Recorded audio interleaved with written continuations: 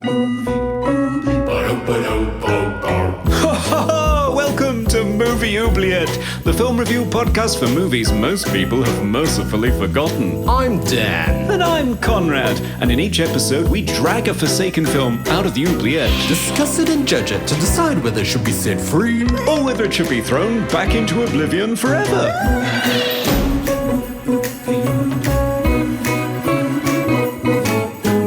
We review the films others tend to forgive.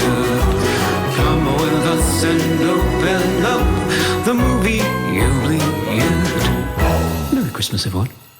Season's greetings, listeners. You've tuned your festive dials into Movie Oubliette episode 117, the continental circumferencing podcast with me, Dan, having just released a collaborative kids album here in Melbourne, Australia. And with me, Conrad, decorating my studio for its first Christmas in Cambridge, UK. Yes, yes. In this podcast, we mull over the finer things in life, fantastical cinema, horror, sci-fi, and fantasy, because 'tis the season to abduct orphans. Hello, Conrad. It's that time of year again. It is. It's amazing, isn't it? Happy holidays, everyone. I hope everybody's in a really good mood. I think we deserve it this year. Yeah. I feel like we're sort of past the pandemic. I know some countries aren't really, like China, but everyone else seems to be past it. So I feel like we're going to have an actual non-COVID Christmas for once. Yeah, I think it'll be nice. And you've just released an album for children. I mean, what could be better? Yes. It's called Great Big Forest. Should be everywhere, Spotify, wherever you get your music. It's under the artist. So my friends are Kaleidoscores, and I'm the Wistful Snail. But we've also got a few other people on a few tracks as well. But yes, a lot of fun kids songs that are kind of not really for kids. Like it's actually quite good music. Like I'm really proud of the music that we made. Wow. Even though we're, singing about puppies and frogs and, all the Christmas? things. Not Christmas, but all the fun things, all the things that are sort of untainted and innocent and, wholesome. Oh, well, we need that, especially at this time of year. Yes. And this is your first year in your garden studio for Christmas. I know. And I'm getting so much trouble for it. So I bought a Christmas tree for my studio. It arrived. Yes. I unpacked it and put it in the corner, just thinking, okay, it's in here. I'm not going to turn it on, but it's here. Honestly, the amount of criticism I've had from people joining me on calls for work over the past week, because it's too early. It's got to be on Christmas Eve and only for the 12 days of Christmas. Honestly, bar humbug. Yeah. You're lucky I don't turn twinkly lights on all year, frankly. And I mean, listeners, you can't see this, but it's a very modest tree. It's not a full, ceiling to floor tree or anything with the full get up of tinsel and everything. It's quite a slim, modest tree in the corner of your studio. I know. I thought it was stylish, but no, I was just scorned by all of my Zoom callers this week. So I don't know. Yeah. Well, I'm enjoying it. So there. Well, they're obviously not going to get presents from Santa this year, are they? Well, no, they're the mean kids. Speaking of, have we been hearing from our listeners out there? What's in the mailbag today? Yes. Well, they've not just been writing to Santa, they've also been writing to us. When we asked people in the wake of the Hallow to name their favourite folk horror film, Back to Oz came to us with Krampus, very seasonal. Yes. They said when it came out, it was so exciting to have a new, fun, and very creepy Christmas movie. And I wholeheartedly agree with that. And I'm very pleased I've got the 4K director's cut to watch this year. And I'm looking forward to that. I'm always so proud of that movie because it was filmed in New Zealand, even though it's not set in New Zealand. Yes. Yes. Well, if you want snow at a different time of year, then... That's right. Yeah. That's right. Eddie Coulter said, tough to choose, but The Witch and The Ritual are tied for my favourite. Good choices. Yes, yes. Very good choices. Love The Ritual. Recent new patron Miki said, In the Earth was so mesmerising to watch. Loved it. Wow, I haven't heard of that. It's a new Ben Wheatley movie. I don't know if you know I Ben do Wheatley like stuff. Ben Wheatley, yes. That one's a real, it's head scratcher. It's very, very atmospheric, I would say. Yes. Don't watch it and then go camping. It's not a good idea. We also heard from Nick Hardy, who said, I remember enjoying 2009's Hammer horror film Wakewood when I watched it years ago. Oh, okay. A pagan folk horror in the realm of the Wicker Man, set in Ireland, starring Aidan Gillen and Timothy Spall. Quite depressing and a bit derivative of other films, but worth watching. It's on Amazon Prime in the UK, so might give it a rewatch sometime. Okay. Hammer Horror, you say? I didn't know they were still making movies. The label gets rejuvenated and dusted down and used. I think they used it for The Woman in Black with Daniel Radcliffe as well. Right. Okay. All right. Yeah. I mean, it's got nothing to do with any of the people that were involved in it during its heyday, I don't think. But it's still a brand that's dusted down occasionally. Okay. Right. And finally, we did, of course, hear from Serge of Cold Crash Pictures. Yes. Merry Christmas, Serge. Merry Christmas, Serge. And he said, The Hallow is definitely a well-made film, but in trying to emulate its influences, it doesn't do much to distinguish itself. I hate the idea of not recommending it, but I also don't think it's the sort of film that demands to be rewatched. Good for one atmospheric weekend. Movies like this were made for Movie Oubliette. You better believe it's a Coin of Fate episode. Yeah, I mean, I don't disagree with him. Yeah, I think that's pretty apt. I think it is too, yeah. I think it's probably not worth condemning completely, but I think it's, certainly not a classic for the ages. Yeah, I think especially after watching the behind the scenes, there was just so much passion and like love put into that movie. You know, definitely. You can't disregard that. Yes. So thank you for writing to us. We love all of your love and passion that you put into following our show. So please keep doing it. Yes, yes. So, Conrad, I guess it is that time. It's time to unveil the Christmas movie for today. Gosh. What we have in store. Yes, what will be our present under the tree? Well, let me just head on over to the Oubliette and find out. Oh, one last time this year. Oh, gosh, it's so noisy and bright in here. Good grief. Wow. A lot of wood everywhere. I know. So much hammering. And everyone's so happy. Oh, dear. It's just like sensory overload. I'm grabbing the film and coming back. And so colourful as well. Ooh, gives me a real feeling of elf-confidence. Whew, okay, I'm back. Yes, so what do you have for us today? What's in your festive hands? Okay, in my Christmas sack today, I have Santa Claus the Movie, a 1985 Christmas fantasy adventure film starring Dudley Moore, John Lithgow, and David Huddleston. It's directed by Janos Swark with a screenplay by David Newman and music by Henry Mancini. Ooh, okay. What happens in this one? Well, Santa Claus tells the origin story of the beloved festive father figure who began life in the Middle Ages as a kindly American man who loves handcrafting toys for all the children in an unspecified European village.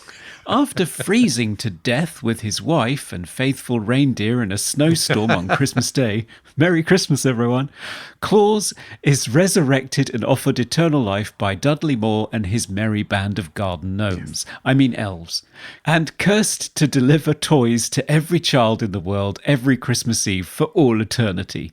Centuries later, Dudley attempts to industrialize the North Pole, and his mass production techniques result in shoddy toys that single-handedly destroy Santa's reputation, giving unscrupulous 80s evil business tycoon BZ the opportunity to corner the Christmas market with the help of the newly exiled elf.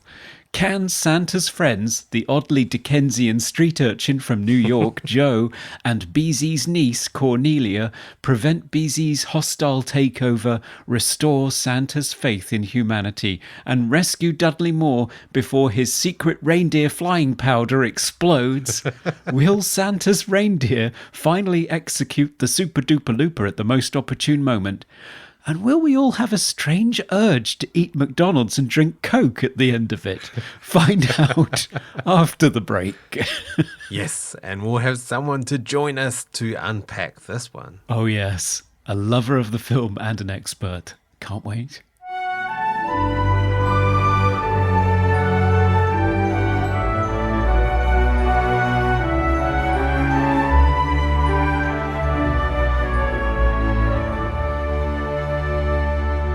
Joining us for our festive feast today is a senior research fellow at Birmingham City University, co-host of the wildly successful Soda Joker on Songwriting podcast, which this year alone has featured the 1975 Norah Jones, Julian Lennon, Kiefer Sutherland and Bruce Hornsby. Wow. That's just a handful of them.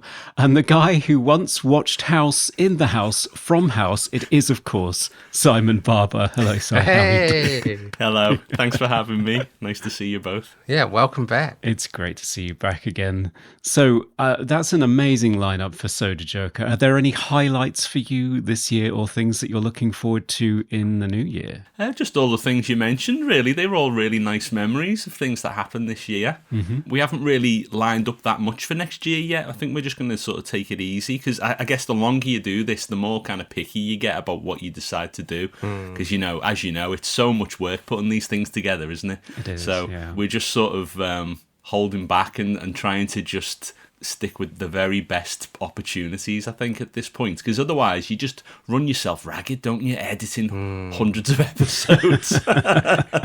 Yeah, we know that feeling. But have you gotten to that sort of critical mass point where you're sort of batting artists away because you're so popular? We do get a lot of offers, yeah. Oh, wow. Every day I have to say no to people, and oftentimes it's just for reasons of capacity, because it is just me and Brian that do the podcast. Yeah. So, if we get 2 or 3 really good offers in a day and they all want their episode to be out before the end of the year, Oh, wow. then it's like, well, that's just not going to happen, I'm afraid. So, yeah, we end up saying no to people that everyone would recognise, people that wow. which is a bit of a shame for us, really. We'd love to do all of them, but yeah, it's just a case of, it's a 2-man job, this, so. Yeah, wow. And you have a day job as well. Yeah, we both work pretty much full time, so it's hard to fit it all in alongside family and everything else, Yeah. Mm. No, it's an amazing podcast. So if anybody out there has any interest, I mean, particularly I love, if you're looking for a movie crossover, you've interviewed people like Kiefer Sutherland and I think Kevin Bacon. Yeah, we've had several people on who have crossed over from film into music. We've had, as you said, Kevin Bacon was on, Kiefer Sutherland. We spoke to Harry Shearer at one point. David Duchovny was on the show. Oh, yes. Wow. So, yeah, Yeah. quite a few people who are, and they're all really accomplished musicians. We talk in depth about their music and they really know what they're doing. Yeah. Oh, amazing. Yeah, definitely check it out, people, if you haven't already. So you're here with us today because it's our festive special and there's a particular festive movie that you've always been rather fond of, I believe. Santa Claus the movie from 1985. I was wondering if you could kick us off by talking to us about your first experience of seeing this movie, if you can remember it. I can actually, yeah. You can? Okay. Yeah, I saw this movie. I guess it must have been Christmas of 1985. Oh, wow. But I saw it at the ABC Cinema in Lime Street in Liverpool. Lime Street is the main train station in Liverpool, and as you come out of that station, in front of you there is like a Grade 2 listed Art Deco building, which was, at the time, the ABC Cinema, and then it became the Canon Cinema, I think, probably when Canon started taking over things. And then I think it was an Odeon later, but at the time it was the ABC, and it was this gigantic building with a balcony and everything. But I think in the 80s they'd partitioned it into 3 screens. It used to be like one absolutely gigantic screen. But it was still big, I remember, when I was a kid, although if I went back now, I guess it would be smaller. But yeah, I remember having to queue up for that. And my friend Brian, who I do my podcast with, he remembers queuing up twice for that movie and not getting in. And not getting in, wow. Yeah, he actually got in on his third attempt to see that movie. That's how popular it was in Christmas of 1985. Wow. So yeah, I remember seeing it then and obviously being blown away by, the spectacle of it and the magic of it. But then as you get older and you revisit the movie, it becomes marginally more disappointing in some of its execution. So I'm fine with unpicking that magic. Okay. Yeah, revisiting it as an adult is quite an interesting experience. I probably saw it on TV in the 80s, or maybe video rental, because it was big on video as well, I seem to remember. Dan, I think this is a completely new experience for you, isn't it? Yeah, I've never heard of this movie. Just never ever. And I mean, I think it did flop when it came out, but for some reason it seemed to resonate with the UK. Like everyone in the UK has seen this movie. Well, it was shown in the UK on Christmas Eve every year for, I'd say, at least a decade. Wow. Yeah. So it was always on every year when I was growing up. On Christmas Eve, it was shown on TV. So it became like a sort of perennial British favourite, I think. Right. Maybe just a twist of the licensing, perhaps, that we just had it. So it was just always on. Exactly. And I think, obviously, it's been superseded now by other much more entertaining Christmas movies, comedies and whatnot. But at the time, there wasn't much else like it, I don't think. No. Right. Yeah, and I know John Lithgow has said that if he had a nickel for every time a British person has come up to him and said, I adore this movie. Wow. He'd be a very wealthy man. Yeah, I think he calls it the tackiest movie he's ever been involved in. But at the same time, he is heart-warmed by all the Englishmen that come up to him blubbering about the BZ character that he plays in this movie. So this is a Salkind production. I'm not even sure I'm pronouncing that correctly, but yeah, Alexander and Ilya Salkind and Pierre Spengler. So the producing group behind the Superman movies and Supergirl. And I did not realize, I was reading an article from Cinefantastique from 1985, where they were talking to Ilya Salkind, and he was saying that they never made any money on the Superman movies. And so that's why they sold it to Canon, which you mentioned before, Si.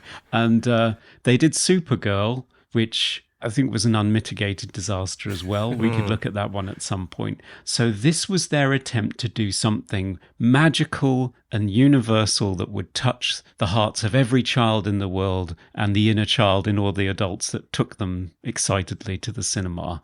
So it didn't work. The film famously cost 50 million. There was a lot of discussion about the fact that it cost 50 million, although that figure includes the prints and the advertising, they say in this interview. So it's probably double what it actually is. It's probably actually 25. But still, in today's money, that's about $178 million, which is, it's sort of a reasonable Marvel movie kind of cost. Yeah. And it only yielded 23.7 million at the box office, debuting behind Rocky IV, King Solomon's Mines, and One Magic Christmas, which is my favorite Christmas movie. Right, yes. See, it came in at number 12 and then just sank thereafter in the US box office. So it's considered a flop, but strangely in the UK, we love it. I don't know what's going on there. Because it's not even a British, it's set in America, right? It's set in New York. Yeah, but it feels quite British. Yeah, doesn't a it? lot of, all the elves seem to be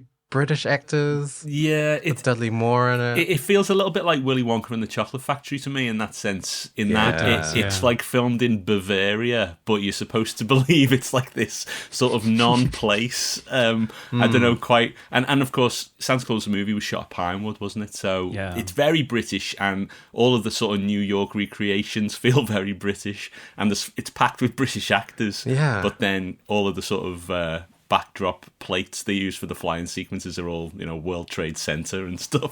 So Yeah, because it's headlined by Dudley Moore, who's sort of like their packaging for Superman. They got Marlon Brando attached right at the beginning and then went to Cannes and then sold it. And they said they were in profit even before the movie debuted, mainly because their approach was sort of packaging and selling off rights, TV rights and video rights. Right. Yeah, they attached Dudley Moore to it as an elf on the back of, I think he'd had a string of successes in rom-coms like Arthur at the time. So they had him as their anchor and then just cast a load of pretty much unknowns around him, including, Santa Claus is a character actor, David Huddleston, who I don't recognise particularly outside the beard. He was in Big Lebowski in later years, wasn't he? But I think at the time he'd been in Blazing Saddles. Right. And maybe a Smokey and the Bandit movie at some point. Yeah. Yeah, I saw Capricorn 1 was another movie he was in. Yes. I can't remember his character. He was a scary senator in Capricorn 1, right, I seem okay. to recall. And John Lithgow, of course, chewing the scenery as the 80s staple evil businessman. He steals the show. He must have been very hungry during that shoot because he chews every bit of scenery in that movie. Yeah. I loved his reactions because they were so unpredictable. Like he was just like a steaming pot ready to explode with whatever he could think of. Yeah, in a contemporary interview, he said that the director, Jano Swark, said to him, just go with it, do whatever you want. And he said, I'm exactly the wrong actor to say that to. His previous film being Buckaroo Banzai, where he really went to town. Yeah.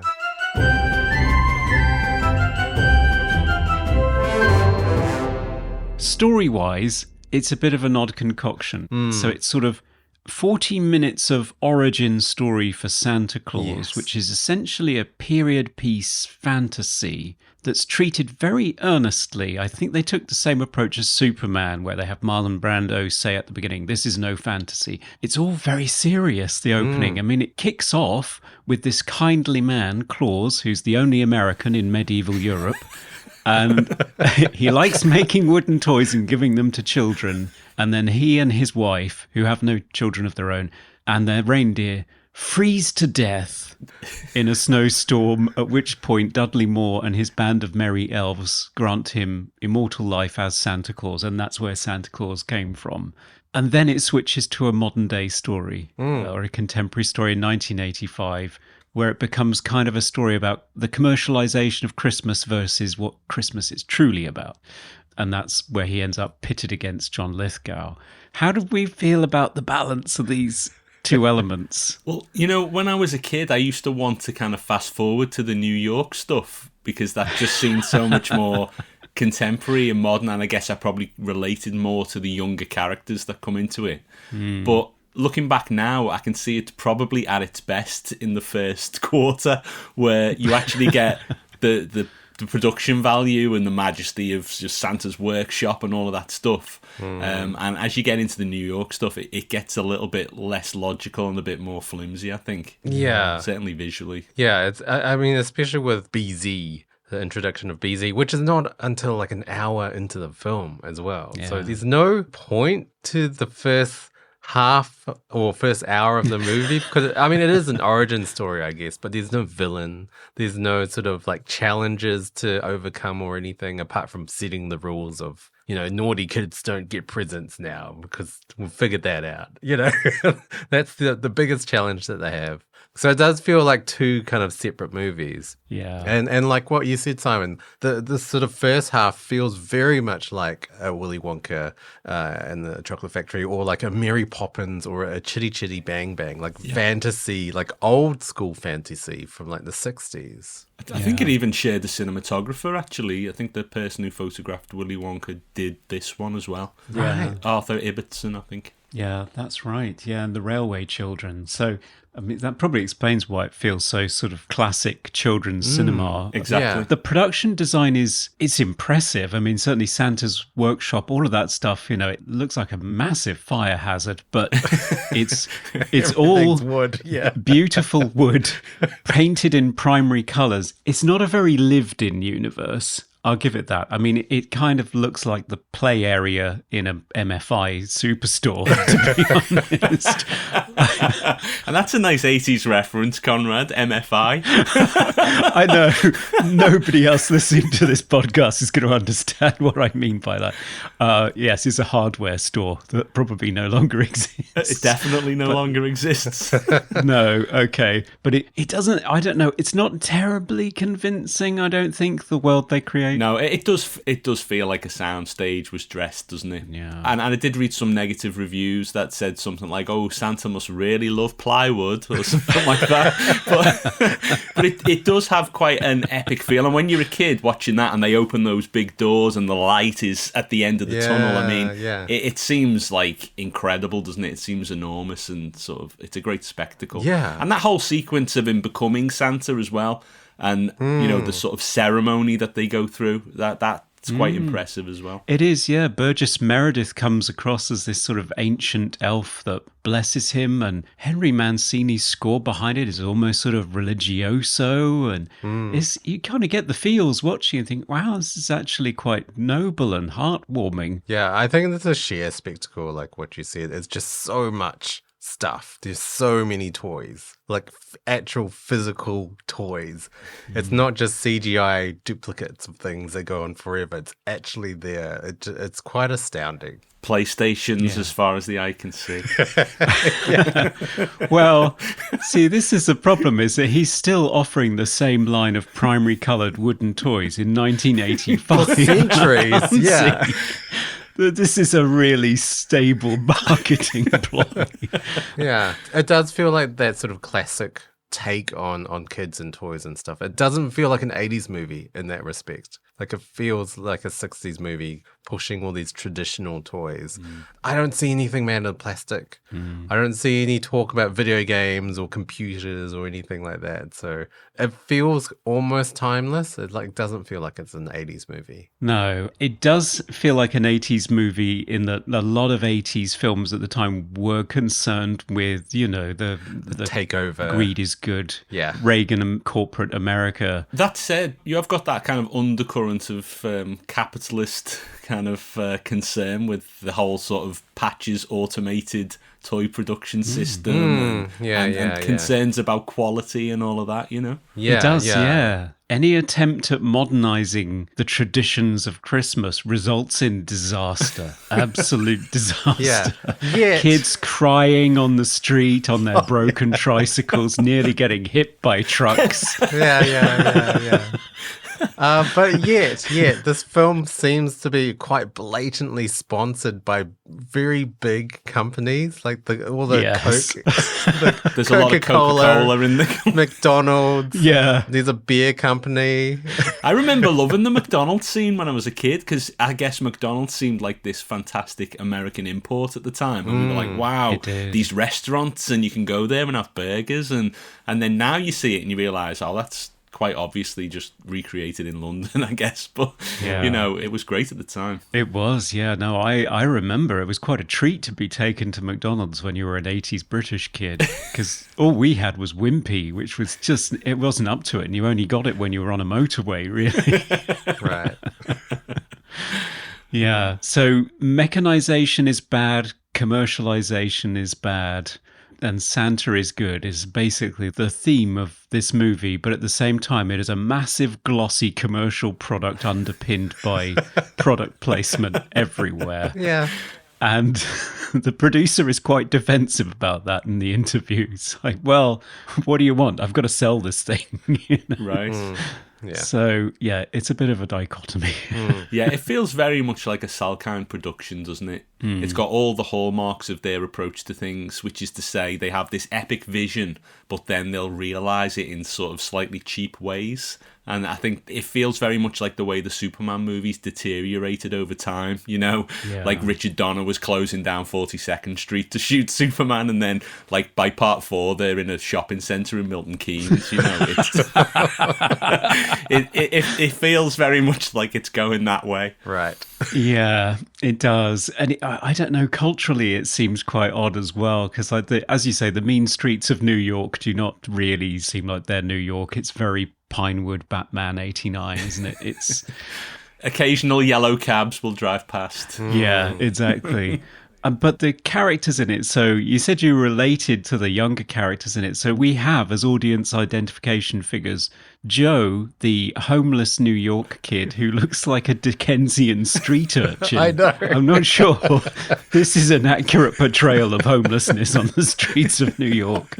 And Cornelia, who in a shock twist turns out to be the niece of BZ, which they hold back until sort of 3/4 of the way through the movie. But what a reveal, though. It's a great What reveal. a reveal. He couldn't be any more the cackling villain if he tried, could he? When he spins round in that chair. Yeah. Yeah, he's the type of villain you see in like animations that parody villains, like where they just take it too far. And that's just John Lithgow in this movie. He just takes it way too far. He does. But anybody particularly engaged with either of those two characters' stories? I mean, the solution at the end for both of their problems, which is that they both essentially end up orphans, is that they live in the North Pole. But I think they say that they're only going to live there for a year. Yeah. And then they just dance around with the elves. Yeah. Is that a good ending? Yeah, it's some form of child abduction going on there. Yeah. I'm not quite sure how that's going to play out with the authorities, but yeah, they seem happy.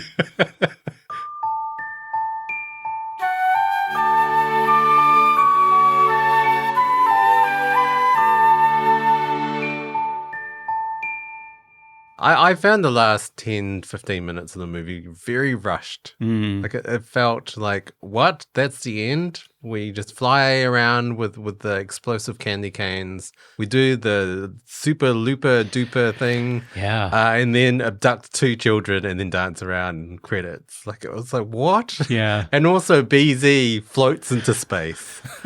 Okay. Into the Phantom Zone, yeah. If ever there was a pointless sort of idea for the finale, it's the super duper looper, which I think is utterly unnecessary, isn't I it? didn't understand it. Why would he need to circle in order to catch them? It makes no sense. He can just wait underneath. It's completely pointless. And also earlier on, when they set up the super duper looper and demonstrate that they can't quite do it, they dive bomb the World Trade Center. And you're watching it now and thinking, oh, this does not age well. Absolutely.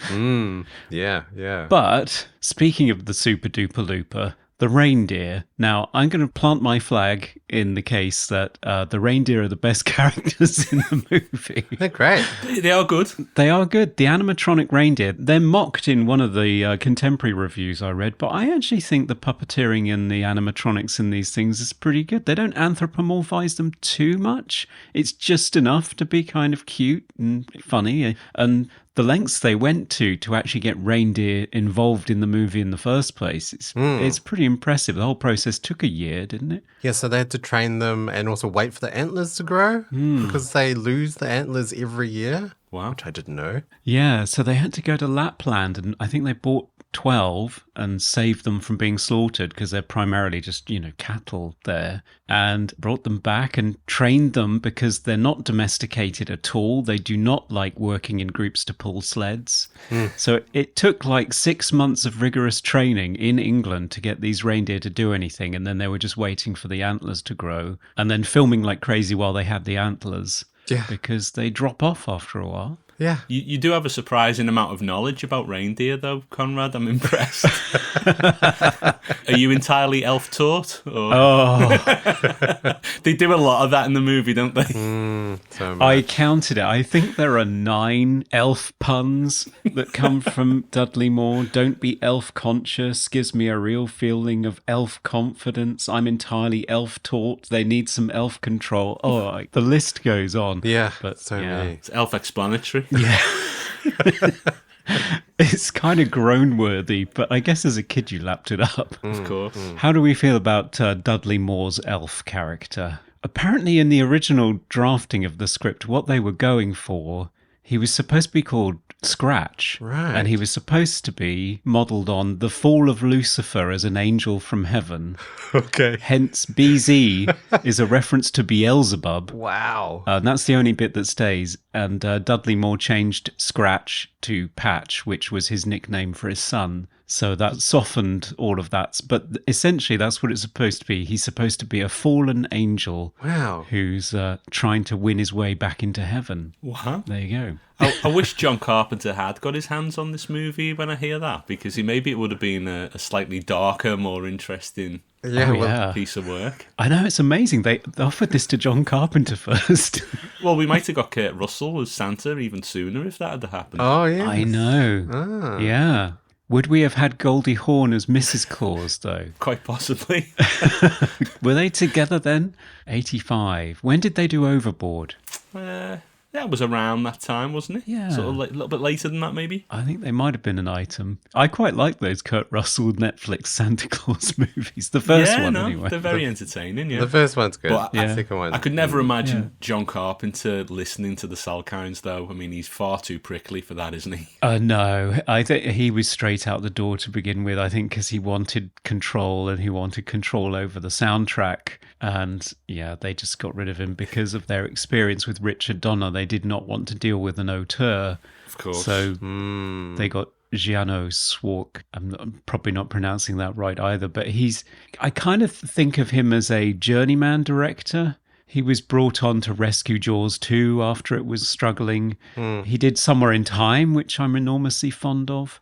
And this. So those are the sort of three films that I primarily know him for. And Supergirl, of course. Yeah. But there's no directorial style at work here. I think he's mainly just somebody who can make sure that everything happens on time and looks reasonable. I don't think there's any great directorial voice going on here. Yeah, I looked at his other works. He does a lot of TV, like modern TV. So yeah, like Grey's Anatomy or stuff like that. Yeah, a lot of like sort of fantasy, sort of like he did Smallville as well. So another Superman thing, Fringe and Supernatural as well. So like he seems to be doing like actually good shows. I don't know how he is in doing them, but like these are pretty respectable shows. Yeah. I think he's just a journeyman director. I think he's not going to improve a bad script, but he's not going to ruin a good one. So you get what you put into it, I guess. I certainly would have liked to hear John Carpenter's score for this movie, because I doubt it would have been anything like Mancini's score. No. I can just imagine all those low synths when he's doing his flying sequences. Yeah, all in 5/4. So what do we think of the soundtrack to this movie, Henry Mancini's work? I don't know that composer that well. I think it's the jewel of the movie, to be honest. I have always loved the score to this film. I think it's really well thought out. The melodies are great. I like the way it combines with the pop stuff, like the Sheena Easton song, It's Christmas All Over the World. Mm-hmm. I think it just all works really well. A little bit of Aled Jones in there. Yeah. Which is another British reference, I guess. Yes, a Welsh choir boy who'd become famous in the UK in 1985 when he recorded a new version of Walking in the Air, which is a song from the animated film The Snowman, which had become a big hit in the UK a previous Christmas, 82, I think. And his version was recorded for a Toys R Us commercial, and it got to number 5 in the charts. Wow. Yeah, and I love the theme he sings at the beginning of Santa Claus the movie. It's another beautiful melody from Henry Mancini, and the sentiment, every Christmas Eve we are part of a miracle. It's lovely, heartwarming stuff. I think it's terrific. And Leslie Bricusse was involved, wasn't he, in writing the lyrics for this too?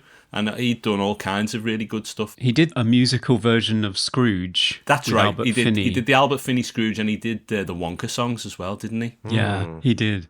I noted down that he also wrote the lyrics for Goldfinger and You Only Live Twice, and for the Christmassy songs in John Williams' scores for Home Alone's 1 and 2. So no stranger to a Christmassy song. Yeah, really great. And I think that the music is fantastic. Apparently Freddie Mercury was going to sing It's Christmas All Over the World. Oh, wow. He was, yeah. He backed out at the last minute because they were overcommitted. They were working on Highlander, so Right. Yeah. Okay. They were too busy.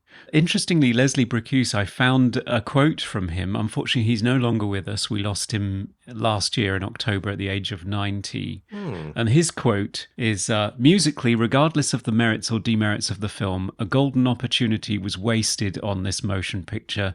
Never before had there been a major musical film about Santa Claus, and I campaigned incessantly for Henry Mancini and I to be allowed to take the rare chance a film offered to create a major song score. So he wanted it to be a musical. Oh, wow. Interesting. Yeah. I mean, the sort of making toys montage and all of that stuff, I think, is superb. And it's been out on CD since, hasn't it? If people, collect scores, they'll know that there was it was not available for many, many years, and then it was released in kind of a deluxe box set. The first edition, I think, was done wrong, wasn't it? There was errors with the production of it, and then they withdrew it and then re-released it again at a later date. But yeah, it's a superb score, I think. If you want a Christmas score done by a great composer, that's probably as good as it gets, in my view.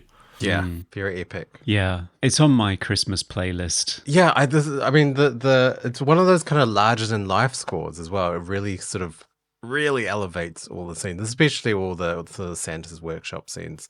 It was funny watching the behind the scenes of the elves trying to do the passing of the presents in time, and they just couldn't work it out, and they kept getting all mixed up, and they just couldn't work it out. And the director just standing there, this guy doesn't get it. He's never going to get it. Yeah, I know. He's really rude. He says, this guy's deaf. He's never going to get it. Wow. And he's just constantly, smoking a fag on set. And yeah. Yeah. Everybody's smoking around all that plywood. It's a really bad idea. I know. Now it's time for Random Trivia.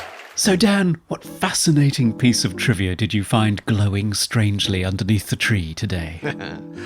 Well, did you know that this is for Star Wars fans out there, that John Lithgow did the voice of Yoda in the original radio drama adaptations of both The Empire Strikes Back in 1983 and The Return of the Jedi in 1996?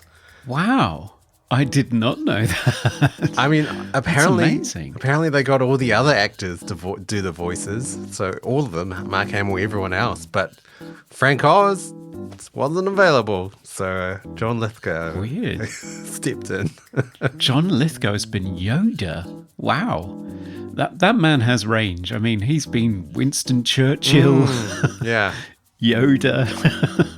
Pretty amazing. I really like him as villains. I really, really like him as villains. And in serious movies as well. Like his villain in Cliffhanger is great. Yeah. He's just, he does have a lot of range. He does, yeah. I also had some trivia for you. Yes. Some festive trivia. So Patch suggests that Santa's suit should be red rather than green while they're creating this character.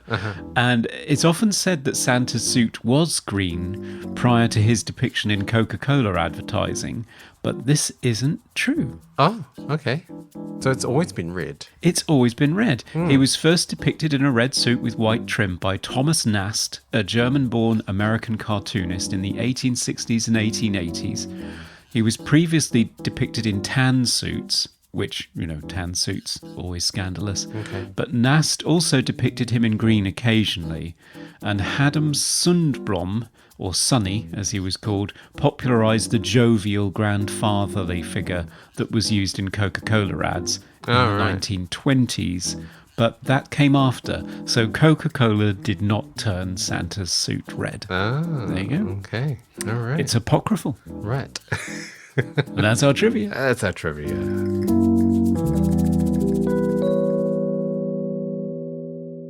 So is this still getting regular play at Christmas time in the Barber household? Have you introduced your kids to this? They have seen it, actually, yeah. My youngest daughter saw a bit of it last night. I put some clips on last night to remind myself, and my youngest daughter was kind of a bit bemused by it, but my older daughter, who's like 9 now, she actually watched it quite regularly when she was a kid.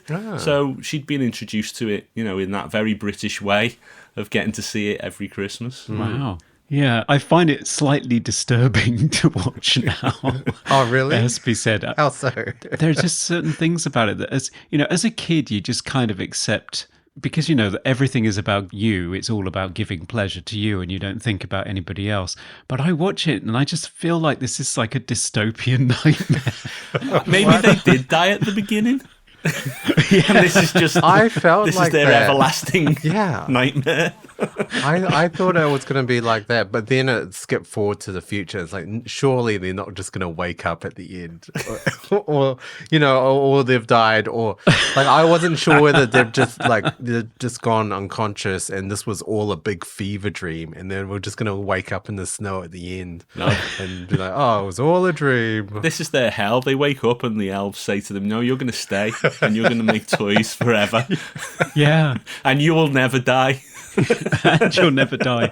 And time will stand still on Christmas Eve until you've delivered toys to every child in the world. Can you imagine? And it's particularly sad for him because the wife, the lovely Judy Cornwell, she says that her husband loves crafting toys for the children and seeing the joy on their faces. And now he's committed to an eternity where he's in a managerial role. He's not making toys himself anymore. And he has to give toys to children in secret and run away before he sees their reaction. So it's just an endless purgatory for this poor man. I think it's frightening. Wow. Yeah. When you put it like that, yeah. I'm just dark. I can't help it. It's the sort of movie I've grown to love to hate, I think. Yeah. Because it was such a fun experience as a kid, and then, it is disappointing when you come back to it and you spot all of those cracks in it, so I have come to there are certain moments I appreciate, like, for example, that sort of season's greetings scene where they all sort of look up and they wait for, like, this kind of barometric kind of moment to happen and snow to fall, and then they all wish each other. It's like this is the moment at which Christmas starts to happen, and I think that was quite a nice touch. It's got moments which I think are quite special, but then there's so much in it that's unusual, isn't it? Like this sort of like Fordist production line that Patch creates inside the workshop, and like when he flies for the first time, he sort of takes a hard left which I'm quite sure is not a good idea on any runway, to kind of to build up speed and then turn left at the very end. But yeah, there's all kinds of weird things like that in it that I sort of love to pick on. Yeah. I mean, one thing I'd like to talk about is the magical dust. Yes. So it seems to be the thing that does the thing when they want it to do the thing. And yeah, they feed it to children. And that's good. And they fly. Yeah, I know. There's a wonderful line from a piece by Terry Pratchett that I discovered recently, a Christmas speech in 1985. And he said, has anybody seen the new Santa Claus movie? It's pretty dreadful, except for the part where they feed the reindeer cocaine and they start flying. Yeah. Well, that's a key device in the movie, isn't it? Because without it, they don't get the whole sort of second act with the lollipops and the the candy canes and everything. So yeah, I was confused by that because I thought they were just going to make more toys, but then they're just making confectionery now.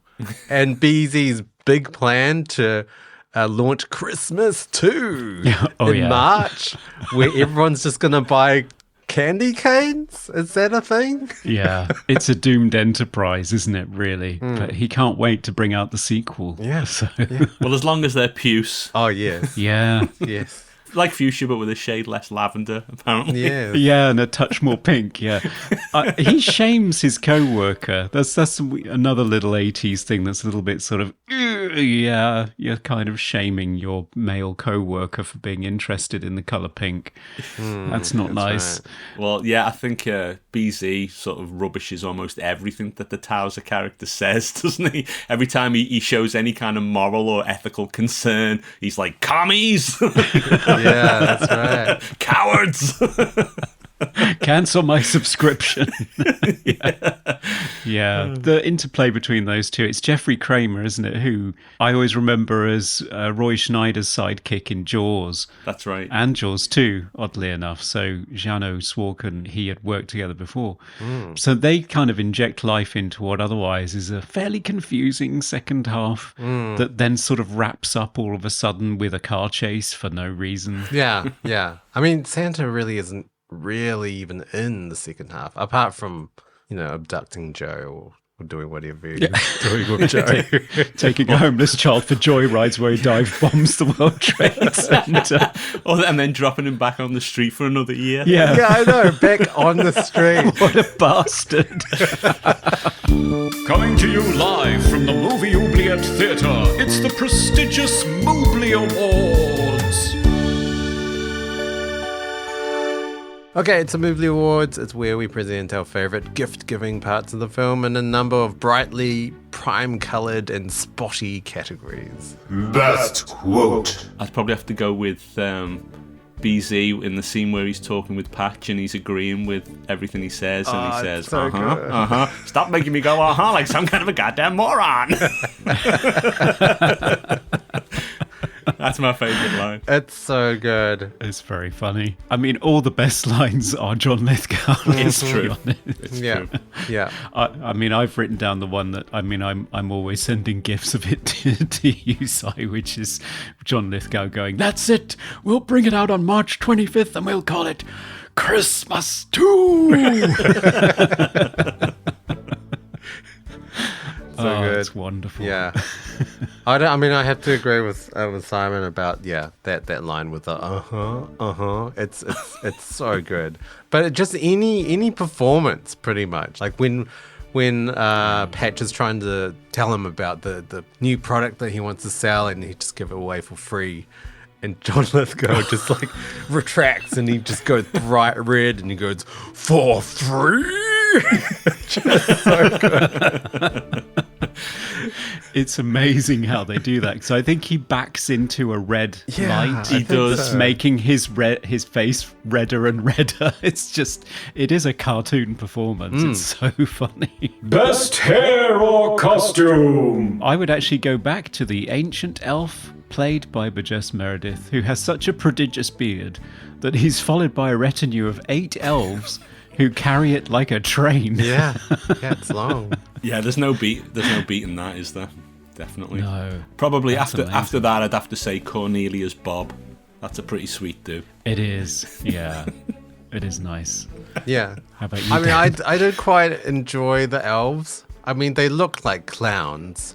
Why are they covered in polka dots? Most 80s moment. Maybe the McDonald's scene might be the most 80s thing in this movie. Everyone's just having their Coke and their burgers. Yeah. If it's not that, it's probably that basketball scene where you see that kid float up to the basketball ring, and everybody's wearing very much kind of like 80s hip-hop kind of clothes. Yes. There's some graffiti and things as well. Yeah. Oh, yeah. I mean, was the 80s the start of like obvious product placement in movies? I feel like it was. I think so, yeah. Yeah, that was what I was going to say. I mean, apart from Evil Businessman is Evil, because it was either an evil businessman or a property developer in the 80s that had to be destroyed in the third act. Favorite scene. Probably the season's greetings moment, I think, where they all sort of usher in Christmas. I think that's probably the best scene. I know, it's a curious one, isn't it? Because there's for all the world building, they don't quite explain the lore, why they're there, what it means, or anything. But still, it sort of hits you. I'm not quite sure why. It's a combination of the visuals and the music. It still works. The visuals. Yeah. And I don't know, the prophecy as well. Everyone loves a prophecy. Gotta have a prophecy. Yeah. Chosen one, you know. How about you, Dan? Favorites, just anything with BZ in it. I mean, anything. That's what I wrote as well. Most cliche moment. Probably just Joe the orphan with the dirty face. That's Yeah. fingerless gloves, open fire in a trash can. You know, that's a great cliche. Yeah. I mean, I've just got all kids seem to be orphans. I mean, Cornelia's an orphan as well. Like, what? Do we need 2 orphans? Like, just... Well, clearly. I referenced something that we talked about recently, Dan, when we were talking about great film score cues. Kids getting a joyride on a magical flying animal, yes. which very popular in this genre. Yeah. So thinking about Falcor and the Neverending Story and E.T. and E.T. More recently, Harry Potter on the Hippogriff. in Prisoner of Azkaban, sorry. And and Henry Mancini rises to the challenge there. He does a really lovely cue for that scene. Yeah. Best special effect. I thought the flying sequences weren't bad. I mean, some of the sort of blue screen close-up stuff, it's showing its age. Yeah. But Derek Medding's miniature work, where you've got the fully animated reindeer and it's sort of in the middle distance, or it's taking off or landing, all of that miniature work it holds up really well. Yeah, it does. Yeah. And the combination of having those reindeer interact the way they do makes it, doesn't it? It really sells it, I think. Yeah. No, my favourite special effect is the animatronic reindeer. Yeah, me too. Definitely. Yeah. Favorite sound effect. Maybe the Patch's automated toy machine, when it can't get the screws in straight and stuff, and it's just chucking out toys that are half built, and it's going doing, boing, doing. Yeah, I think Patch's House of Toys. Right, yes. My favourite actually was another machine of Patch's, which is the Patchmobile, because I love when he's firing it up and pressing all the buttons to get it to work. It's making all the same sounds that the supercomputer made in Superman 3. Oh, wow. Okay. That make it sound like an arcade game in a tacky British beach resort. Wow. Most funniest moment. It's probably just something with John Lithgow, isn't it? Yeah. Being a cackling villain. Santa Claus is finished.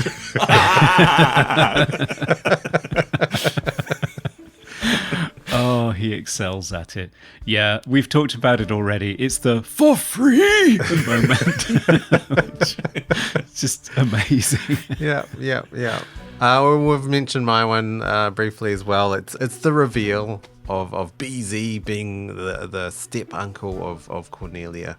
But it's just so like evil in the quotation marks, like, because she walks into the room and she says, "Merry Christmas, Uncle," and then this giant big leather chair swings around to reveal BZ in a suit smoking a cigar, and he says, "It certainly should be," and then he cracks his knuckles as well. It's just like, wow, okay, you've just gone overboard on this evil, but I love it. Yeah, it's great. Oh my. And that's our Moobly Awards. Hi, this is Elizabeth Arnois from One Magic Christmas, and this is Movie Oubliette. It's final verdict time. Should 1985 Santa Claus the movie be unearthed from the depths to be loved every year by all? Or should it be stuffed with explosive candy canes and shoved back into oubliette to blow up in darkness, never to be spoken of again? Simon, a beloved film of yours, does it still hold up today? Oh, we've got to keep it, haven't we? I mean, it needs to be taken out of the oubliette every Christmas Eve and played on British television. So we have to keep it. Yeah, it's a movie that I love, but it's more these days I love to hate it, but that is fun too. So I say keep it. Okay. For my part, I would say I can see all the faults in it, especially as an adult. You look back on it and it's a film of two halves. The first one is just so po-faced and serious. It's really difficult to watch. And then the second half, which you thought was the fun part as a kid, just doesn't make any sense. And the conclusion, as you said, Dan, is really rushed. The theme seems to be that commercialism is bad, and then it rams Coke and McDonald's down your throat constantly. I mean, the whole thing is just a shoddy, gaudy monstrosity. But for some reason, I absolutely love it. So I don't know. I'm just one of those weird English people that John Lithgow keeps bumping into, and God bless him because he's amazing in this movie. So yeah, I say keep it and Merry Christmas. Yeah. Oh well, I mean that's 2 against 1, but I mean, I as someone that doesn't like Christmas movies, it's a pretty fun movie. And I mean, maybe it's because of John Lithgow, like his character's just outstanding. But it is so magical as well.